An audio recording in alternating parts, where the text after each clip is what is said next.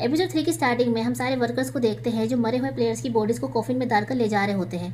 तभी वहाँ पर एक प्लेयर सोल्जर के ऊपर अटैक कर देता है। तभी दूसरा सोल्जर आकर उसे बचा लेता है। तभी वो दोनों अपना मास्क उतारते हैं, जिसके बाद वहाँ पर 2 और लोग आकर अपना मास्क उतारते हैं। एक्चुअली ये सब कोई नॉर्मल सोल्जर्स नहीं बल्कि वीआईपीज थे, जो इस बार देखकर नहीं बल्कि गेम में घुसकर एंजॉय करना चाहते थे। दूसरी तरफ सारे प्लेयर्स वापस आ जाते हैं। मियोंगी को जूनी की फिक्र हो रही थी और वो उसका इंतजार कर रहा था। उसी बीच नामगी देखता है कि उसके पास वो लॉकेट नहीं है जिसमें ड्रग्स की गोली रखी है, बल्कि वो लॉकेट तो मिंसू के पास है। तभी नामगी गार्ड से कहता है कि उसे वापस गेम एरिया में जाना है, वहाँ पर उसका कुछ गिर गया है, लेकिन गार्ड्स उसे नहीं जाने देते हैं। तभी सभी को बच्चे की रोने की आवाज़ आती है और उसी वक्त जूनही और योंगसी की माँ बच्चे के साथ वापस आती है। बच्चे को देखकर वो सब हैरान होते हैं। दूसरी तरफ नोल नायन के फादर को सोल्जर के सूट पहनाकर लेकर जाती है। नायन के फादर उससे पूछता है कि वो उसकी हेल्प क्यों कर रही है, जिस पर वो कहती है कि अगर वो जिंदा रहना चाहता है तो जैसा वो कहे वैसा करे। दूसरी तरफ योंगसी की माँ जूनी के रोते हुए बेबी को संभालती है और जूनी से कहती है कि बेबी को भूख लगी है, वो उसे दूध पिला दे। जिसके बाद जूनी बेबी को दूध पिलाती है और दूर बैठा म्यूंगी उन्हें देखता है। तभी गार्ड्स वहाँ आते हैं। मार्क्स मैनेजर उन्हें 4th गेम का रिजल्ट बताता है कि 35 प्लेयर एलिमिनेट हो चुके हैं और अब 25 प्लेयर बचे हैं। इसलिए टोटल प्राइज मनी होती है 43.1 बिलियन वोन, यानी कि हर एक प्लेयर को 1.724 बिलियन वोन मिल सकता है अगर वो वोटिंग करके गेम को यहीं पर क्यूट करके जाना चाहे तो। दूसरी तरफ हम वीआईपीज को देखते हैं जिन्हें गेम का पार्ट बनकर मजा आता है। उसी वक्त सोल्जर मार्क्स ऑफिसर को बताता है कि ऑपरेटिंग रूम से उनका कांटेक्ट नहीं हो रहा है, जिसे सुनकर मार्क्स ऑफिसर कहता है कि वो ऑपरेटिंग रूम में जाकर चेक करे। दूसरी तरफ जुनू और उसकी टीम ड्रोन को एक आइलैंड को चेक करने के लिए भेजते हैं। उसी वक्त जुनू को वुसुक का कॉल आता है। वुसुक बताता है कि उसने फिशरमैन से, लोगों से, मार्केट में सबसे कैप्टन पार्क के बारे में पूछा, लेकिन कोई भी उसे नहीं जानता और उसके डॉक्यूमेंट के रजिस्टर पे किसी पार्क योंगिल का नाम है, लेकिन किसी ने भी ये नाम नहीं सुना और वो दूसरे बोट के कैप्टन को भी यहाँ कोई नहीं जानता। कैप्टन पार्क ने उसके बारे में भी उनसे झूठ बोला। ये सुनकर जुनू कहता है कि इन सब चीजों से ये साबित नहीं होता है कि कैप्टन पार्क ने ही ड्रोन के ऑपरेटर को मारा है। तभी वुसुक जुनू से कहता है कि वो कैप्टन पार्क पर नजर रखे जब तक वो और कैप्टन पार्क की छानबीन करता है। दूसरी तरफ वोटिंग स्टार्ट होती है और वीआईपीज वोटिंग का मजा लेते हैं। सब लोग एक एक करके वोटिंग करते हैं। लॉकेट ना मिलने की वजह से नामग्यू घबराने लगता है और इस बार वो ओ की जगह एक्स दबाता है। मिंसू नामग्यू की तरफ गुस्से में देखता है और इस बार वो जानबूझकर एक्स की जगह ओ दबाता है। इतने सारे लोगों के मरने के बाद भी सब लोग ओ दबाकर नेक्स्ट गेम खेलना चाह रहे थे। ये देखकर योंगसी की माँ सबसे रिक्वेस्ट करती है कि वो ये गेम यहीं पर खत्म कर दे, ताकि जूनही और उसका बेबी यहाँ से जिंदा वापस जा सके, और अगर वो चाहे तो वो उसके हिस्से के भी सारे पैसे उन सबको बांट देगी। योंगसी की माँ उन सबसे बहुत रिक्वेस्ट करती है, भीख मांगती है, लेकिन कोई भी उसकी नहीं सुनता है और वो सब ओ बटन को ही प्रेस करते हैं और ये देखकर योंगसी की माँ खूब रोती है। दूसरी तरफ सोल्जर्स ऑपरेटिंग रूम को चेक करते हैं और वहाँ पर मरे हुए सोल्जर्स को देखते हैं। नोल ने डॉक्टर को नायन के फादर का ट्रैक सूट पहनाकर लिटा दिया था ताकि किसी को शक न हो। दूसरी तरफ नोल नायन के फादर को 16 रूम नंबर की देती है और बाकी सोल्जर्स को फॉलो करते हुए कमरे में जाने को कहती है और वो उससे ये भी बताती है कि रूम में कैमरा है तो वो संभल कर रहे।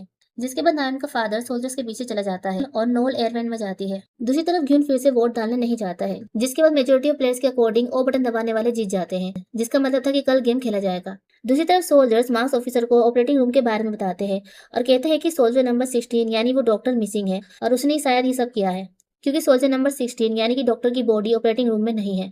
एक्चुअली नोल ने डॉक्टर को नायन के फादर का ट्रैक सूट पहनाकर लिटा दिया था, जिस वजह से सोल्जर उसे नहीं पहचान पाए। जिसके बाद मार्क्स ऑफिसर चेक करता है कि सोल्जर नंबर 16 अपने कमरे में है। दूसरी तरफ जुनू और उसकी टीम ड्रोन से एक आइलैंड को चेक करते हैं। तभी कैप्टन पार्क कहता है कि लो टाइड का वक्त है, उन्हें यहाँ से लौटना चाहिए। कैप्टन पार्क की बात सुनकर वो लोग ड्रोन को वापस बुलाते हैं, लेकिन तभी जुनू को कुछ दिखता है। वो ड्रोन को वापस किनारे पर ले जाने को कहता है। जुनू देखता है कि शायद ये वही आइलैंड है जहाँ पर वो आया था। जुनू कैप्टन पार्क से कहता है कि वो जितना हो सके उतना बोट को आइलैंड के नजदीक ले जाए, जिस पर कैप्टन पार्क कहता है कि चट्टानों के पास जाना ठीक नहीं होगा, लेकिन जुनू कहता है कि उसे वो जगह चेक करनी होगी। दूसरी तरफ सारे प्लेयर्स को खाने में सिर्फ एक आलू और एक पानी की बोतल दी जाती है। योंगसी की माँ अपने हिस्से का आलू भी जूनी को दे देती है और कहती है कि उसे अपने लिए नहीं बल्कि अपने इस बेबी के लिए खाना होगा। तभी जूनी योंगसी की माँ से सॉरी बोलती है, क्योंकि उसकी वजह से उसे अपने बेटे को मारना पड़ा। जिस पर योंगसी की माँ कहती है कि वो उसे दोबारा ना कहे, उसे सिर्फ अपने और अपने बेबी के बारे में सोचना है।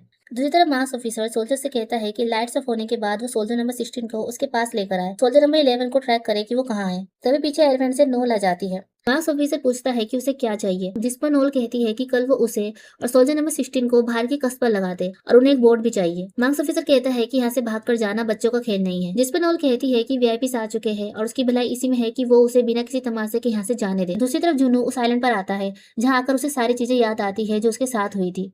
जुनू को कंफर्म हो जाता है कि ये वही जगह है जहाँ पर उसके भाई इन्होंने यानी फ्रंटमैन ने उसे गोली मारी थी और वो क्लिफ से नीचे पानी में गिर गया था। ये बात जूनू बाकी लोगों को भी बताता है कि ये वही जगह है जहाँ उसे गोली लगी थी। इसका मतलब ये है कि जहाँ पर सारे गेम खिलाए जाते हैं वो आइलैंड आसपास ही कहीं पर है। ये सब बात रेडियो के जरिए कैप्टन पार्क भी सुनता है। दूसरी तरफ हम योंगसिक की माँ को देखते हैं जो जूनही और उसके बेबी के पास जाती है जो सो रहे होते हैं, जिसके बाद वो ग्यून के पास जाती है और कहती है कि जो कुछ भी हुआ है क्या वो उसके लिए खुद को जिम्मेदार मानता है। योंगसिक की माँ कहती है कि बुरे लोग बुरा करते हैं और ब्लेम दूसरे पर लगाते हैं और अच्छे लोग छोटी छोटी बात के लिए खुद को दोष देते हैं और अपनी खुशी खो देते हैं। उसका बेटा योंगसिक भी ऐसा ही था, भोला मासूम नासमझ। जिस कंपनी में वो काम करता था जब वो बंद हुई तो वो उसके लिए भी खुद को ब्लेम करता था और जब उसका दोस्त उसके सारे पैसे चुराकर भाग गया उसके लिए भी उसने खुद को ब्लेम किया और ड्रिंक करके टेबल के नीचे सो गया। उसकी ऐसी हरकतें देखकर उसने उसे डांट दिया कि वो इतना कमजोर कैसे हो सकता है। उसकी गलती है कि उसने उस जैसे नालायक को पैदा किया, वो उसकी जिंदगी से दूर चला जाए। जिसके बाद योंगसिक ने सुसाइड करने की सोची और उस रात उसने खूब सारी नींद की गोली खा ली और एक नोट में उसने लिखा कि वो एक निकम्मा बेटा है और बहुत बड़ा फेलर है। उसके बाद वो अपने बेटे को हॉस्पिटल ले गई और गॉड से उसके लिए प्रे करने लगी कि वो उसके बेटे की जान बचा ले। वो अपने बेटे को बचाने के लिए कोई भी कुर्बानी देने के लिए तैयार थी, लेकिन आज उसने अपने हाथों से ही अपने बेटे को मार दिया। तभी योंगसिक की माँ घ्यून से कहती है कि वो जूनही और उसके बेबी को यहाँ से निकालने में मदद करे। इसमें उस बेबी की क्या गलती है कि वो जहन्नुम में पैदा हो गई। वो उसके सामने भीख मांगती है कि वो जूनही और उसके बेबी को बचा ले। दूसरी तरफ वुसुक अपने दोस्त के साथ कैप्टन पार्क के घर पहुंचता है और अपने दोस्त से कहता है कि वो कैप्टन पार्क के खिलाफ प्रूफ ढूंढने जा रहा है, वो यहीं रुककर चारों तरफ नजर रखे। वुसुक कैप्टन पार्क के घर घुसता है जहाँ उसे एक डॉग मिलता है। वुसुक उससे बचता हुआ दरवाजे का शीशा तोड़ते हुए अंदर घुसता है और चारों तरफ घर की छानबीन करने लगता है। दूसरी तरफ मार्स ऑफिसर खाने की प्लेट में छुपाकर नाउल को बोट की की देता है। तभी मार्स ऑफिसर सोल्जर से दोबारा ऑपरेशन रूम में जाकर चेक करने के लिए कहता है क्योंकि उसे कुछ तो गड़बड़ लग रही है। दूसरी तरफ लाइट्स ऑन होती है। तभी वर्कर्स एक कॉफिन लेकर आते हैं। ये देखकर किसी को कुछ समझ नहीं आता है। तभी वो देखते हैं कि योंगसिक की माँ ने सुसाइड कर लिया है। ये देखकर घ्यून चौंक जाता है और जूनी खूब रोती है। योंगसिक की माँ के मरने से एक प्लेयर कम हो जाता है और अब 25 की जगह 24 प्लेयर्स बचे थे और उसके हिस्से के पैसे भी पिगी बैंक में ऐड हो जाते हैं। दूसरी तरफ square marks manager operating room को चेक करता है और तभी स्कैनिंग करने से उसे पता चलता है कि वो सोल्जर नंबर 16 है। ये बात वो मार्क्स ऑफिसर से बताता है और जो सोल्जर नंबर 16 के जंपसूट में है वो प्लेयर नंबर 246 है। दूसरी तरफ वुसु कैप्टन पार्क के घर के सामान की तलाशी लेता है। तभी दीवार पर टंगी फोटो पर उसकी नजर पड़ती है। उन फोटो में से एक फोटो में कैप्टन पार्क के साथ फ्रंटमैन भी था, लेकिन वुसुक ने उसे नहीं देखा था, इसलिए वो उसे नहीं पहचानता। लेकिन तभी वुसुक एक फोटो में कैप्टन पार्क के साथ उसी रिक्वेटर को देखता है। ये देखकर उसे कंफर्म हो गया था कि कैप्टन पार्क उन लोगों से मिला हुआ है। तभी उसके पीछे से डॉग आकर उस पर अटैक कर देता है। तभी वुसुक डॉग को शूट करके मार देता है। उसके बाद वुसुक वहां से जाने लगता है, लेकिन तभी उसकी नजर किसी चीज पर पड़ती है। जहाँ पर वो डॉग बना हुआ था उसके घर के नीचे एक पोर्ट था जिसके अंदर खूब सारे पैसे थे और उसके अंदर स्क्वायर मार्क्स वाला पिंक जंपसूट था। इन सब चीजों से क्लियर हो गया था कि कैप्टन पार्क का रियल नाम योंगिल है और वो स्क्वायर मार्क्स मैनेजर था और वहाँ पर काम करके उसे जो पैसे मिलते हैं ये वही सारे पैसे हैं। ये सब देखकर वुसुक कैप्टन पार्क की असलियत जान चुका था। इसी बीच उसके दोस्त की आंख लग जाती है। तभी उसके पीछे पुलिस आ जाती है और ऐसे किसी के घर में घुसने की वजह से पुलिस उसे और उसके फ्रेंड को अरेस्ट कर लेती है। दूसरी तरफ फिफ्थ गेम खेलने के लिए सारे प्लेयर्स को गेम हॉल में बुलाने का अनाउंसमेंट होता है। सारे प्लेयर्स जाने लगते हैं। तभी जूनी अपने बेबी को छोड़कर जाने लगती है, लेकिन उसका दिल नहीं मानता है और वो उसे अपने साथ ले जाती है। सारे प्लेयर्स गेम हॉल की तरफ जा रहे होते हैं। जूनी के पैर पर चोट लगने की वजह से वो ठीक से चल नहीं पाती है और बेबी को लेकर चलने में उसे दिक्कत होती है। तभी ग्यून उसके पास आता है और कहता है कि वो बेबी को उसे दे दे, अगर वो गिरी तो बेबी को चोट लग सकती है। म्यूंगी भी उन्हें देख रहा होता है। वीआईपीज उन सभी प्लेयर्स को देख रहे होते हैं और फ्रंटमैन से नेक्स्ट गेम के बारे में पूछते हैं। फ्रंटमैन वीआईपीज को गेम दिखाता है। दूसरी तरफ जूनी कहती है कि उसकी वजह से ह्यूनजू और योंगसिक की माँ की जान चली गई, जिस पर ग्यून कहता है कि उसकी कोई गलती नहीं थी। जूनी कहती है कि उसने सोचा था कि ये बेबी उसका परिवार, उसकी जिंदगी बनेगी जिसके सारे वो जिएगी और चाहे कितनी भी जिंदगी में मुश्किलें आए लेकिन वो खुश होती क्योंकि उसके पास उसकी बेटी होती। जिस पर ग्यून कहता है कि उसकी भी एक बेटी है लेकिन वो कभी एक अच्छा बाप नहीं बन पाया। उसके बाद ग्यून जूनी से कहता है कि वो उसकी बेटी को कुछ नहीं होने देगा, चाहे कुछ भी हो जाए। दूसरी तरफ वीआईपीज अपने एंटरटेनमेंट के लिए प्लेयर नंबर 222 यानी जूनही और उसके बेबी को इस गेम में साथ में खेलने को कहते हैं ताकि उन्हें गेम में और मजा आए। उसके बाद सारे प्लेयर्स गेम हॉल में पहुंचते हैं जहां उन्हें फिफ्थ गेम के बारे में बताया जाता है जिसका नाम होता है जंप रॉप। इस गेम में हर एक प्लेयर को जंप करते हुए ब्रिज को पार करना है रस्सी को छुए बिना और जितने प्लेयर्स 20 मिनट के बाद उस तरफ होंगे वो पास यानी जीत जाएंगे और जो 20 मिनट तक दूसरी तरफ नहीं पहुंच पाए वो एलिमिनेट यानी मार दिए जाएंगे और कौन एक एक करके पहले जाएगा वो आपस में खुद डिसाइड कर ले। ग्यून चुनी के पैर को चेक करता है जो बहुत सूज गया था। उसके बाद गेम स्टार्ट होता है और रस्सी स्विंग करने लगती है और ये देखकर सारे प्लेयर्स डर रहे होते हैं और जंप करने की प्रैक्टिस करते हैं। ड्रग्स की गोली ना मिलने की वजह से नामग्यू की हालत खराब थी तभी मिंसू चेक करता है कि थेनोस के लॉकेट के अंदर सिर्फ एक ही ड्रग्स की गोली बची है। उसी बीच ग्यून जूनी से कहता है कि वो दोनों साथ जाएंगे, वो ब्रिज क्रॉस करने में उसकी हेल्प करेगा। जूनी कहती है कि बेबी का क्या होगा, जिस पर ग्यून कहता है कि ये गेम 20 मिनट तक चलेगा, तब तक वो बेबी को यहीं पर छोड़ देंगे। अब गेम खत्म होने के बाद वो बाद में उसे लेने आ जाएंगे। तभी वहां पर मार्क्स मैनेजर आकर कहता है कि सारे प्लेयर्स को दिए हुए वक्त पर ही ब्रिज क्रॉस करना होगा। टाइम खत्म होने के बाद जो प्लेयर इस तरफ होंगे वो एलिमिनेट हो जाएंगे। जूनी कहती है कि ये बेबी है, कोई प्लेयर नहीं। जिस पर मार्क्स मैनेजर कहते हैं कि गेम में जो भी होगा उसे गेम खेलना होगा। तभी ग्यून को गुस्सा आता है और वो कहता है कि इस गेम से बेबी का कोई लेना देना नहीं है। लेकिन तभी वो लोग उन पर गन पॉइंट करते हैं और कहते हैं कि टाइम खत्म होने तक जो भी प्लेयर ब्रिज क्रॉस नहीं कर पाया वो एलिमिनेट हो जाएगा। उसके बाद सारे प्लेयर्स एक दूसरे से कहते हैं कि पहले वो जाए। तभी जूनी ग्यून से कहती है कि क्या वो उसके बेबी को लेकर ब्रिज क्रॉस कर सकता है, जिस पर ग्यून उसकी बात मान जाता है। तभी मिंसू नामग्यू के पास जाकर उसे लॉकेट दिखाता है। नामग्यू मिंसू से लॉकेट छीनने की कोशिश करता है, जिस पर मिंसू कहता है कि अगर उसने उसे हाथ लगाया तो वो लॉकेट को नीचे फेंक देगा। उस लॉकेट के लिए नामग्यू मिंसू से भीख मांगता है, लेकिन तभी मिंसू वो लॉकेट ब्रिज पर फेंक देता है। नामग्यू उस लॉकेट के लिए ब्रिज पर जंप करता हुआ आगे बढ़ता है, लेकिन जैसे ही वो लॉकेट उठाकर खोलता है तो उसमें नशे की गोली नहीं थी और ये देखकर वो चौंक जाता है और तभी जंप ना करने की वजह से रस्सी से टकराकर वो नीचे गिरकर मर जाता है। तभी हम मिंसू के हाथ में वो लास्ट ड्रग्स की गोली देखते हैं जिसे उसने लॉकेट में से निकाल ली थी। जूनी अपने बेबी को अच्छी तरह से बांध देती है। तभी ग्यून कहता है कि बेबी को छोड़ने के बाद वो उसे लेने वापस आएगा, जिस पर जूनी कहती है कि उसे आने की जरूरत नहीं है, वो खुद आ जाएगी। ग्यून कहता है कि ऐसे पैर के साथ वो जंप नहीं कर पाएगी, इसलिए वो पक्का वापस आएगा।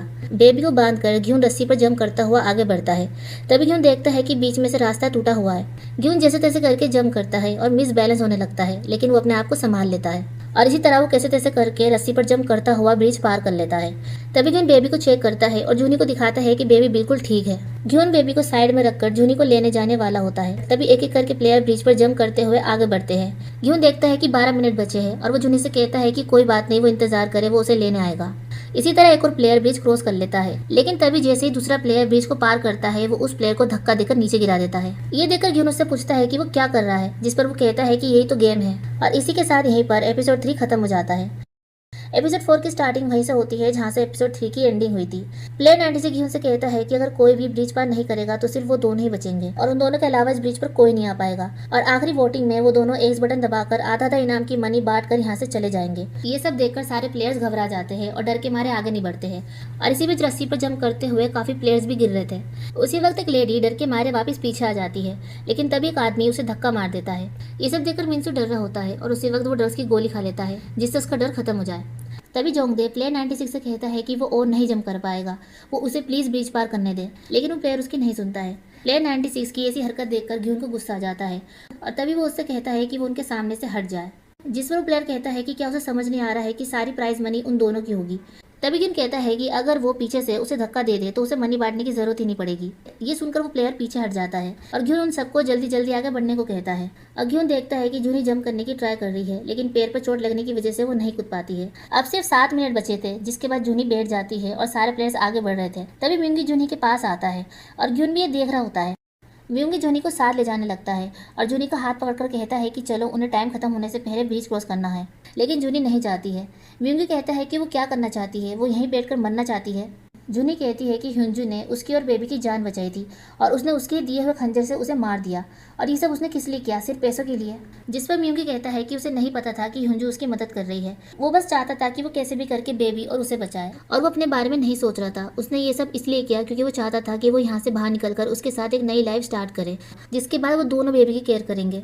उसके बाद म्यूंगी कहता है कि वो उसके साथ है, लेकिन तभी जूनी उसे अपना पैर दिखाती है और ये देखकर म्यूंगी चौंक जाता है। तभी जूनी कहती है कि अब वो क्या करेगा, क्या वो उसे उठा कर ले जाएगा। तभी जूनी कहती है कि वो बेबी उसका है और उस जैसे इंसान का उस बेबी से कोई रिश्ता नहीं है और जिंदगी में वो उसे और बेबी को अपना चेहरा कभी ना दिखाए। ये सुनकर म्यूंगी इमोशनल होता है और उसके पास से चला जाता है। ग्यून भी दूर से उन्हें देख रहा था। तभी पीछे से वो हरामी प्लेयर ग्यून पर अटैक करता है और ग्यून को नीचे गिराने की कोशिश करता है। तभी ग्यून उस आदमी की आंख फोड़ देता है और उसे ब्रिज पर फेंक देता है और रस्सी की वजह से वो आदमी नीचे गिरकर मर जाता है। सारे प्लेयर्स एक एक करके आगे बढ़ते हैं। कुछ प्लेयर्स ब्रिज को पार कर लेते हैं और कुछ प्लेयर नीचे गिरकर मर जाते हैं। तभी ड्रग्स की गोली खाने की वजह से मिंसू को ट्रैक धुल्ला दिख रहा था और उसे ऐसा लग रहा था जैसे वो डोल उसे देखकर मुस्कुरा रही हो, और ये देखकर वो भी मुस्कुराता है और वो ऐसे करता हुआ ब्रिज को क्रॉस कर लेता है। देता है। अब सिर्फ म्यूंगी और एक आदमी बचा था। बीच में ट्रैक टूटने की वजह से डर के मारे वो आदमी आगे नहीं बढ़ रहा था, जिस चक्कर में वो नीचे गिर जाता है और ट्रैक से लटक जाता है।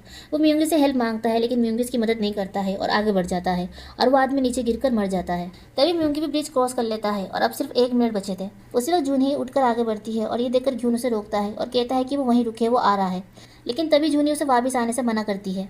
जूनी कहती है कि वो जहाँ है वहीं रुके, अगर उसे कुछ हुआ तो उसके बेबी का क्या होगा, और उसने उससे कहा है कि वो उसके बेबी को कुछ नहीं होने देगा। जूनी किनारे पे आके खड़ी हो जाती है और टाइम भी खत्म होने वाला था। तभी जूनी ऊपर से गिरकर मर जाती है और गेम का टाइम भी यहीं पर खत्म हो जाता है। जूनी की मौत से घ्यून इमोशनल हो जाता है और म्यूंगी भी रोता है।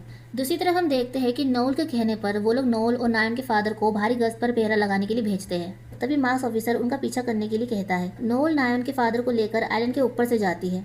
दूसरी तरफ सारे बचे हुए प्लेयर्स वापस आते हैं। बेबी को गेम में लाकर वीआईपीज को दुगना मजा आता है। वो लोग कहते हैं कि अब वो उस बेबी का क्या करे, जिस पर कुछ वीआईपीज कहते हैं कि अगर उसकी मदर यानी कि प्लेयर नंबर 222 एलिमिनेट हो गई है तो उस बेबी को भी एलिमिनेट कर देना चाहिए। और कुछ वीआईपीज कहते हैं कि और प्लेयर्स की तरह बेबी ने भी फिनिश लाइन पार किया है तो उसे एलिमिनेट कैसे कर सकते हैं। इसलिए वो फ्रंटमैन से पूछते हैं कि उन्हें बेबी के साथ क्या करना चाहिए, जिस पर फ्रंटमैन कहता है कि कैसा रहेगा कि अगली गेम में वो बेबी को प्लेयर नंबर 222 बना दे और वो अपनी माँ की जगह खेले। वीआईपीज कहते हैं कि बेबी के गेम में होने से क्या होगा, जिस पर फ्रंटमैन कहता है कि अगर बेबी अपनी माँ की जगह खेलेगी तो वोटिंग और नेक्स्ट गेम और भी इंटरेस्टिंग हो जाएगा। फ्रंटमैन की बात पर सारे वीआईपीज एग्री हो जाते हैं। दूसरी तरफ 8 प्लेयर बचे थे और अब सारे बेड हटाकर वहाँ पर सिर्फ 8 बेड रखे हुए थे। बेबी घ्यून के पास था और म्यूंगी ये देख रहा था। वहाँ किसी को ये पता नहीं था कि वो बेबी म्यूंगी का है। उसके बाद वहाँ पर कुछ गार्ड्स और स्क्वायर मार्क्स मैनेजर आता है और 5th गेम पार करने के लिए वो उन्हें कांग्रेचुलेशन कहते हैं, जिसके बाद उन्हें 5th गेम का रिजल्ट बताया जाता है। 5th गेम में 16 प्लेयर्स एलिमिनेट हुए हैं और अब सिर्फ 9 प्लेयर बचे थे। इसलिए अब प्राइज मनी होती है 44.7 बिलियन वोन, यानी हर प्लेयर को 4.96 बिलियन वोन मिल सकते हैं अगर वो यहाँ से वोट करके जाना चाहते हैं तो। तभी सब कहते हैं कि वो सिर्फ 8 प्लेयर्स बचे हैं, 9 नहीं, जिस पर स्क्वायर मार्क्स मैनेजर बताता है कि 9वां प्लेयर 222 है। ये सुनकर वो सब भड़कते हैं और कहते हैं कि प्लेयर नंबर 222 मर चुकी है तो वो उसे कैसे काउंट कर रहे हैं। तभी मार्क्स मैनेजर कहता है कि प्लेयर नंबर 222 अब वो बेबी है। तभी वो सब गुस्सा करते हैं और कहते हैं कि उन्होंने क्या मजाक बना रखा है, 222 मर चुकी है और रूल के अकॉर्डिंग उसके हिस्से के सारे पैसे उन सबको मिलने चाहिए, उस बेबी को नहीं। तभी वो सब कहते हैं कि उस बेबी की माँ मर चुकी है तो उस बेबी को भी मरना होगा। तभी वो सब बेबी को मारने के लिए आगे बढ़ते हैं। घ्यून बेबी को बचाने की कोशिश करता है और उसे समझ नहीं आता है कि वो क्या करे। तभी स्क्वायर मार्क्स मैनेजर ने रोकता है और कहता है कि अब से आपस में लड़ाई करना और एक दूसरे को नुकसान पहुंचाना नहीं चलेगा। फाइनल गेम में पहुंचने के लिए उन्हें गिफ्ट दिया जाता है जिसमें ड्रेस थी। दूसरी तरफ वुसुक और उसके दोस्त को पुलिस स्टेशन लाया जाता है और उनसे पूछताछ होती है। वुसुक उन्हें कैप्टन पार्क के बारे में बताता है कि वो एक बहुत बड़ा क्रिमिनल गैंग के साथ जुड़ा हुआ है। वो यूनिफॉर्म और मास्क पहनकर लोगों को आइलैंड पर ले जाकर उन्हें बच्चों का गेम खिलाकर मार देता है। पुलिस ऑफिसर वुसुक की बात पर यकीन नहीं करते हैं। तभी वुसुक ऑफिसर को कैप्टन पार्क और इक्वेटर के फोटो दिखाकर उसके बारे में बताता है, लेकिन पुलिस ऑफिसर उस पर यकीन नहीं करते हैं। दूसरी तरफ जुनहो अपनी टीम को मैप दिखाता है और कहता है कि उसे इस आइलैंड पर गोली लगी थी और गेम वाले आइलैंड से लेके इस आइलैंड में ज्यादा दूरी नहीं है, जिसका मतलब ये था कि वो गेम वाला आइलैंड आसपास ही होगा। वो लोग कहते हैं कि जिस आइलैंड में उसे गोली लगी उस आइलैंड के 20 किलोमीटर के दायरे में वो गेम वाला आइलैंड होगा और सिर्फ एक दिन में गेम वाले आइलैंड को ढूंढना मुश्किल है। ये सुनकर जुनहो कैप्टन पार्क से पूछता है कि उसे क्या लगता है कि वो आइलैंड कहाँ हो सकता है, जिस पर कैप्टन पार्क मैप के एक साइड में क्रॉस लगाता है और कहता है कि वो आइलैंड इस एरिया में नहीं हो सकता क्योंकि 40 बोटें वहाँ पर बॉर्डर क्रॉस करती है और वहाँ पर कोस्ट गार्ड का आना जाना रहता है, इसलिए गेम के लिए वो लोग ऐसा एरिया चूज नहीं करेंगे। जुनहो कैप्टन पार्क की बात मानकर अपनी टीम से कहता है कि वो लोग सुबह उठते ही साउथ की तरफ दूसरे एरिया में आइलैंड को ढूंढेंगे और नॉर्थ में वो दूसरी बोट को भेजेंगे। दूसरी तरफ पुलिस ऑफिसर कैप्टन पार्क को फोन लगाने की बात करते हैं। ये सुनकर वुसुक जुनहो से बात करने की सोचता है ताकि वो उसे कैप्टन पार्क की असलियत बता सके, इसलिए वो पुलिस ऑफिसर से झूठ बोलता है कि उसे अपने लॉयर से बात करनी है, इसलिए वो उसे उसका फोन दे दे। लेकिन पुलिस ऑफिसर उसे मना करते हैं और लैंडलाइन यूज करने को कहते हैं, लेकिन वुसुक कहता है कि उसे लॉयर का नंबर याद नहीं है और वो नंबर उसके फोन में है, इसलिए वो उसका फोन दे दे। तभी वो लोग कैप्टन पार्क को कॉल लगाते हैं और उसके घर में जो कुछ भी हुआ उसके बारे में बताते हैं। कैप्टन पार्क कहता है कि उन्होंने जिस आदमी को पकड़ा है उसका नाम क्या है, जिसके बाद वो उसे वुसुक का नाम बता देते हैं। कैप्टन पार्क को पता चल चुका था कि वुसुक को उसके बारे में सब कुछ पता चल चुका है और ये देखकर तभी वुसुक गुस्से में चिल्लाता है और ऑफिसर से उसका फोन मांगता है और ऑफिसर उसे फोन देने के लिए मान जाते हैं। दूसरी तरफ जुनहो को भी अब कैप्टन पार्क पर थोड़ा शक होने लगता है। वो कैप्टन पार्क से आकर पूछता है कि वो किससे बात कर रहा है, जिस पर वो उससे झूठ बोलता है और कहता है कि वो अपने पुराने बोट के साथी से बात कर रहा है। उसी बीच कैप्टन पार्क रेडियो से दूसरी बोट के कैप्टन को कहता है कि उनका भांडा फूट चुका है, वो उस बोट के सभी लोगों को खत्म कर दे। दूसरी तरफ वुसुक पुलिस ऑफिसर से अपना फोन छीनकर भागता है और जुनहो को कॉल लगाता है। वुसुक जुनहो से कॉल पर कहता है कि कैप्टन पार्क भी उन लोगों से मिला हुआ है, उसे उसके घर से उसका मास्क, यूनिफॉर्म और भी बहुत सी चीजें मिली है और वहाँ पर उसे कैप्टन पार्क की उस क्रिकेटर के साथ एक फोटो भी मिली और कैप्टन पार्क को पता चल गया है कि वो उसके बारे में सब कुछ जानता है, इसलिए वो सावधान रहे और वो वहाँ से निकल जाए। तभी पुलिस ऑफिसर आकर वुसुक को पकड़ लेते हैं। उसी वक्त कैप्टन पार्क सबको शूट करके मार देता है और जुनू ये देख लेता है। कैप्टन पार्क टीम के लीडर किम के पास आता है जो इंजर्ड हो गया था और वो उसे जुनू के बारे में पूछता है कि वो कहाँ है। कैप्टन पार्क उसे मारने वाला होता है लेकिन तभी वो कहता है कि वो अपने पीछे देखे। कैप्टन पार्क जैसे पीछे मुड़ता है जुनू उस पर अटैक कर देता है। जुनू से पूछता है कि वो कौन है और उसने उसकी जान क्यों बचाई थी, जिस पर कैप्टन पार्क कहता है कि वो सिर्फ ऑर्डर फॉलो कर रहा था। जुनू से पूछता है कि किसने उसे ये ऑर्डर दिया, जिस पर कैप्टन पार्क उसका नाम नहीं बताता है और कहता है कि उसे ऑर्डर दिया गया था कि उसे कुछ नहीं होना चाहिए। जुनू कैप्टन पार्क से पूछता है कि वो आइलैंड कहाँ है, जिस पर कैप्टन पार्क जुनू को नहीं बताता है कि वो आइलैंड कहाँ है और कहता है कि उसके साथ उसे काफ़ी मज़ा आया और ये कहकर कैप्टन पार्क मर जाता है। दूसरी तरफ प्लेयर्स के लिए फाइनल गेम में पहुंचने के लिए शानदार दावत रखी जाती है और सारे प्लेयर से कहा जाता है कि अगर उन्हें और चाहिए तो वो मांग सकते हैं। इतने सारे टेस्टी खाना देखकर वो सब खाने पर टूट पड़ते हैं। इसी में मिंसू को रसी गोली खाने की हड़क लगती है जिस वजह से वो ठीक नहीं लगता है। तभी बेबी को भी स्पेशल मिल्क दिया जाता है। दूसरी तरफ वीआईपीज भी उन्हें देख रहे थे और वो कहते हैं कि मेजोरिटी ऑफ प्लेयर अगर वोटिंग करके गेम खत्म करके यहाँ से जाना चाहे तो, क्योंकि भले बेबी की वजह से उनके शेयर कम हुए हैं लेकिन प्राइज मनी सबके हिस्से में बहुत आ रही है, इसलिए क्या पता प्लेयर्स इतने सारे पैसे देकर वोटिंग करके गेम यहीं पर खत्म करना चाहे। जिस पर फ्रंटमैन कहता है कि वो चिंता ना करे, फाइनल गेम जरूर खेला जाएगा। वीआईपीज कहते हैं कि वो इतना श्योर कैसे है कि फाइनल गेम खेला जाएगा, जिस पर फ्रंटमैन कहता है कि जब उन्हें जिंदा रहने का रास्ता दिखेगा तो ना खेलने का सवाल ही पैदा नहीं हो सकता। दूसरी तरफ पैसों से भरे पिगी बैंक को नीचे उतार दिया जाता है, जिसके बाद वोटिंग करने का वक्त हो जाता है। लेकिन वोटिंग से पहले वो उन्हें बताते हैं कि फाइनल गेम में कौन कौन एलिमिनेट हो सकता है, वो सब मिलकर ये फैसला ले सकते हैं। यानी उन लोगों को 9 प्लेयर्स में से 3 प्लेयर्स को एलिमिनेट करना होगा, क्योंकि फाइनल गेम कंप्लीट करने के लिए उन्हें मैक्सिमम 3 लोगों को एलिमिनेट करना होगा और बाकी बचे 6 प्लेयर्स गेम जीतकर प्राइज मनी लेकर यहाँ से जा सकते हैं। ये सब सुनकर घ्यून चौंक जाता है क्योंकि उसे पता था कि वो सब लोग 3 में से 2 एलिमिनेट उसे और बेबी को जरूर करेंगे। उसके बाद वोटिंग स्टार्ट होती है और वोटिंग लास्ट नंबर 456 घ्यून के नंबर से होती है। घ्यून फिर से इस बार भी 1 से दबाता है। उसके बाद एक एक करके बाकी सभी वोट डालते हैं और पैसों की लालच की वजह से वो सब और दबाते जाते हैं। उसी में 222 को वोट डालने के लिए बुलाया जाता है, लेकिन 222 नंबर बेबी का था और वो वोट नहीं डाल सकती है, इसलिए उसकी वोटिंग काउंट नहीं होती है। घ्यून और मिंसू को छोड़कर सभी ओ को वोट डालते हैं, इसलिए मेजोरिटी ऑफ प्लेयर की सहमति से फाइनल गेम खेला जाएगा। वोटिंग देखकर वीआईपीज खूब इंजॉय करते हैं और कहते हैं कि उनके होस्ट यानी फ्रंटमैन की बात सही निकली। उसके बाद वीआईपीज फ्रंटमैन से पूछते हैं कि नेक्स्ट गेम कौन सा होने वाला है, लेकिन फ्रंटमैन उन्हें नहीं बताता है और कहता है कि कल सुबह तक नेक्स्ट गेम को सीक्रेट रखा जाएगा ताकि उनका मजा दुगना हो जाए। दूसरी तरफ जुनहो लीडर किम की मरहम पट्टी करता है और वो लोग दूसरी बोर्ड से कांटेक्ट करने की कोशिश करते हैं, लेकिन दूसरी बोर्ड से उनका कांटेक्ट नहीं हो पाता है, जिससे वो दोनों समझ जाते हैं कि उनकी दूसरी टीम भी नहीं रही। जुनू फिर से उस आइलैंड को ढूंढने की बात करता है। जुनू कहता है कि उनके पास अभी भी टाइम है, वो उस आइलैंड को ढूंढकर जो लोग बचे हैं उसे बचा लेंगे। तभी लीडर किम जुनू से पूछता है कि क्या आइलैंड को ढूंढने की असली वजह कुछ और है। तभी जुनू कहता है कि उसका बड़ा भाई उस आइलैंड पर है, अगर उसने उसे नहीं ढूंढा तो उसे ये मौका दोबारा कभी नहीं मिलेगा। तभी लीडर किम कहता है कि वो इतने सारे आइलैंड में से उस गेम वाले आइलैंड को कैसे ढूंढेगा। तभी जुनू कुछ सोचता है और कहता है कि वो आइलैंड जरूर उस जगह पर होगा जहाँ कैप्टन पार्क ने मैप पर क्रॉस करके उन्हें जाने से मना करा था। उसके बाद हम फ्रंटमैन को देखते हैं जिसे दूसरे बोर्ड के कैप्टन का कॉल आता है और वो बताता है कि उसने यहाँ पर सबको मार दिया है, लेकिन उसका कैप्टन पार्क से कोई कॉन्टैक्ट नहीं हो रहा है और उसे लगता है कि शायद वो पकड़ा गया। दूसरी तरफ हम नोल को देखते हैं जो नायन के फादर के साथ बोट में बैठकर उस आइलैंड से भागती है। तभी उससे मार्क्स ऑफिसर रेडियो से कनेक्ट करके बात करता है। तभी मार्क्स ऑफिसर नोल से बताता है कि वो जानता है कि उसके साथ सोल्जर नंबर 60 नहीं बल्कि प्लेयर नंबर 246 है और वो ये भी जानता है कि वो यहाँ से अपनी कैंसर बेटी नायन के पास जाएगा। ये जानने के बाद कि मार्क्स ऑफिसर को नायन के फादर के बारे में सब कुछ पता चल गया है, नोल दोबारा बोट घुमाकर आइलैंड पर वापस जाने लगती है। दूसरी तरफ हम उन 6 प्लेयर्स को देखते हैं जो प्लान करते हैं कि वो किन 3 प्लेयर्स को एलिमिनेट करेंगे। वो घ्यून, मिंसू और जूनी के बेबी को एलिमिनेट करने की बात करते हैं और कहते हैं कि उन तीनों को एलिमिनेट करने के बाद वो 6 के 6 गेम जीत जाएंगे और अपने अपने हिस्से के 7.6 बिलियन वोन लेकर यहाँ से चले जाएंगे। इस प्लान में मियोंगी भी उनका साथ देता है। घ्यून उन्हें देखकर समझ गया था कि वो क्या करना चाहते हैं। दूसरी तरफ नोल आइलैंड पर वापस आती है, लेकिन वो बोट से अकेली उतरती है और नायन के फादर से कहती है कि वो फुल स्पीड में नॉर्थ की तरफ जाए और किनारे पर पहुंचकर वो पुलिस को कॉल करे और उसके बाद वो कहती है कि उसकी बेटी खतरे में है।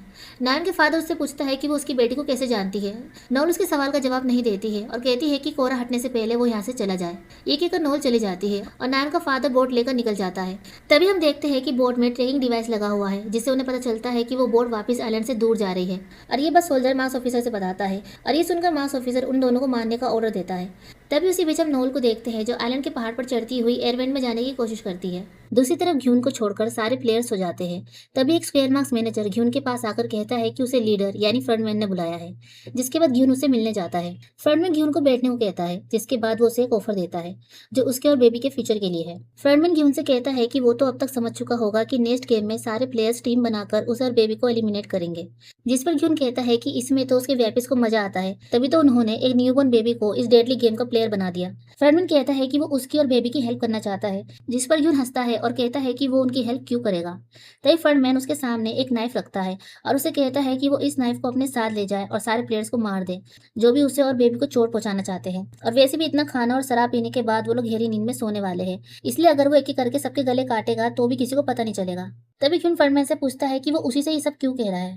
तभी उसी वक्त फ्रंटमैन अपना मास्क उतारकर घ्यून को अपना चेहरा दिखाता है। घ्यून उसे देखकर चौंक जाता है क्योंकि जिसे उसने अपना साथी समझा वो और कोई नहीं फ्रंटमैन निकला, जिसने उसके बेस्ट फ्रेंड जुनबे की जान ली। तभी घ्यून गुस्से में नाइफ उठाता है, जिस पर फ्रंटमैन कहता है कि वो उसे मारना चाहता है तो उसे मार दे। यहाँ पर सिर्फ वो दोनों है और उसे रोकने वाला कोई नहीं है, लेकिन वो ये तो जानता है कि उसे मारने के बाद भी यहाँ कुछ नहीं बदलने वाला, जिसके बाद उसकी जगह एक और नया लीडर आ जाएगा और जैसे गेम प्लान किया गया है वैसे ही होगा। घ्यून को फ्रंटमैन पर बहुत गुस्सा आता है, लेकिन वो अपने आप को कंट्रोल करता है। फ्रंटमैन घ्यून से कहता है कि अगर वो सोते वक्त उन्हें मार दे तो बेबी और वो प्राइज मनी जीत जाएंगे, क्योंकि अगली गेम सिर्फ 2 प्लेयर्स में नहीं खेली जा सकती, जिसका मतलब है रूल्स के अकॉर्डिंग ये गेम यहीं पर खत्म हो जाएगा और वो और बेबी इस जगह से जिंदा जा सकते हैं। घ्यून फ्रंटमैन से कुछ नहीं कहता है और वहां से जाने लगता है। तभी फ्रंटमैन उसे पूछता है कि क्या उसे अभी भी लोगों पर भरोसा है। ये सुनकर घ्यून उसे कोई जवाब नहीं देता है और वहां से जाने लगता है। और इसी के साथ एपिसोड 4 यहीं पर खत्म हो जाता है।